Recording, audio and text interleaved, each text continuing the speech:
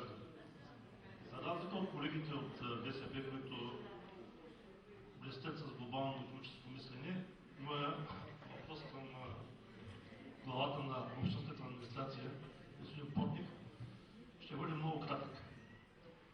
На Комисията по собствено стопанство се разгоря, бих казал, ожесточен спор относно казуса с нефесъвканицата на басейн Приморски.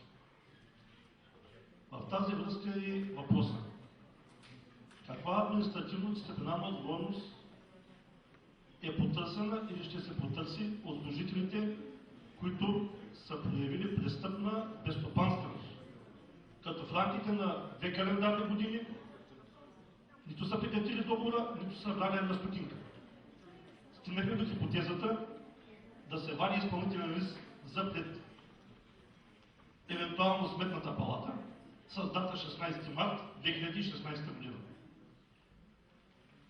Въпросът ми, повтарям отново, е каква административно-дисциплинарна, да не каже и наказателна отговорност ще претърпят тези служители от дирекцията, която контролира взиманията към общинския бюджет. На заседанието на постоянна комисия за собствено стопанство тази точка също предизвика така бурни дебати. Въпреки неколкократните запитвания към представителя на дирекцията,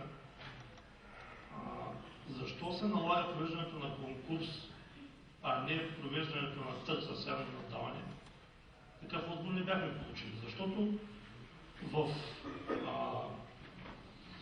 ако се направите труда да погледнете в основанието за провеждане на конкурс, има едно изречение, което буди безпокойство. Тъй като, мисля, че беше подписано по памет, показване лоши финансови резултати явно не е наемател. Това налага провеждането на конкурс. Този факт така и не беше изяснен.